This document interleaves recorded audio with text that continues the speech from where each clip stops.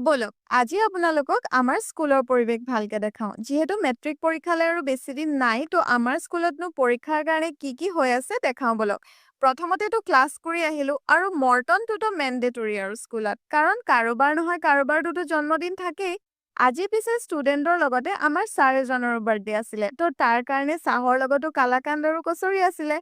আৰু যিহেতু আমাৰ চেণ্টাৰ স্কুল হয় তো সেইকাৰণে বহুতখিনি প্ৰিপাৰেশ্যন কৰিবলগীয়া হৈছে পৰীক্ষাখিনি যাতে নিয়াৰিকৈ হৈ যায় আৰু যাতে ষ্টুডেণ্টখিনিয়েও ভালকৈ এক্সাম দিব পাৰে তাৰেই প্ৰস্তুতি চলিছে আৰু স্কুল শেষ কৰি মই আৰু মেম দুগৰাকী আমি ওলালো মেট্ৰিক পৰীক্ষা দিবলগীয়া আমাৰ স্কুলৰে ছাত্ৰী কেইগৰাকীমানৰ ঘৰলে ভালকে পঢ়া হৈছেনে নাই কিবা ডাউটছ আছে নেকি সেই তাৰে অলপ বুজ ল'বলৈ গ'লো